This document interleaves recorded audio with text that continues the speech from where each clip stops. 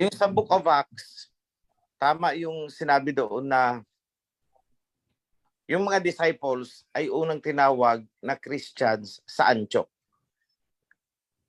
Walang ibang place sa history na unang na-mention ang Christianity, historically and biblically. No other place where the word Christian or Christ was ever mentioned kundi sa Antioch. At kailangan kasi nating balikan yung historical perspective. Ano yung Antioch na yan?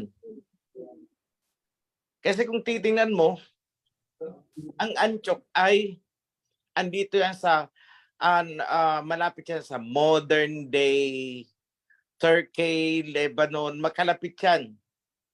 But actually yan ay probinsya ng Greece noon, nung panahon nila.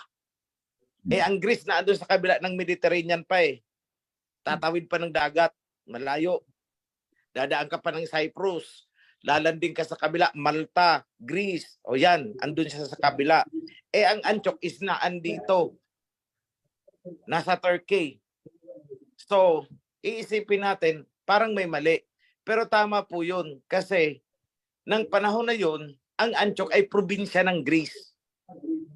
Kasi sinakop din niya ng mga Greeks. In the same manner, na ang Egypt, hindi nyo aakalain, ay bahagi din ng Greece noon.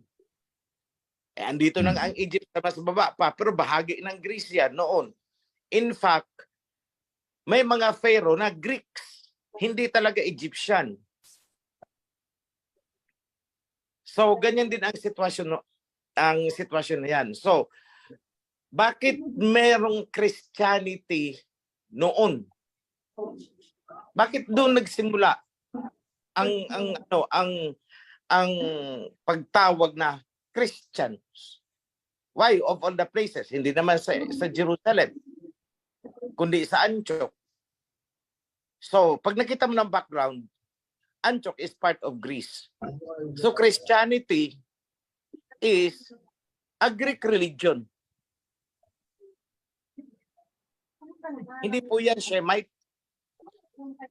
belief, kundi Greek religion. So anong tawag? Jesus, Christos. Jesus is, kinuha nila yan, Greek pa din. Christos, the anointed one, Greek pa rin.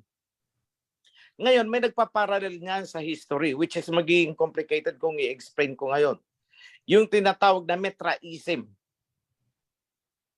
Wherein, your Trinity, yung sinasabi ng God the Father daw, is si Mitra. Mitraism. Yung anak, yun ang inilagay nila na si Jesus Christos. Walang persona. Nakita nila, maganda ang istorya nitong si Yahawashai.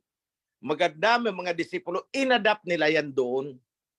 At ang mga totoong disipulo ng Messiah, tinawag nilang mga Christians. So, dinamitan nila ng bago.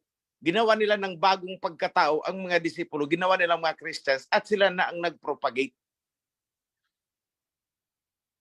Sinakayan niya ni Paul. Mitraism noon.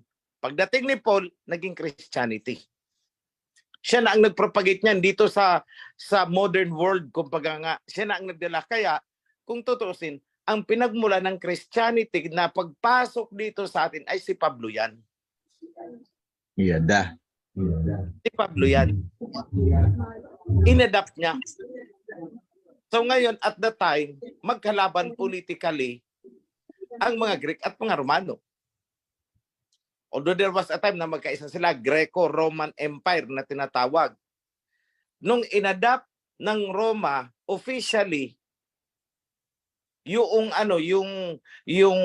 Christianity as the official religion of Rome ng Vatican, gumanda ang pangalan ni Pablo. Pero nung hindi pa gumaganda o hindi pa na ina-adapt ng Roma yung Christianity as religion, minartir nila si Pablo.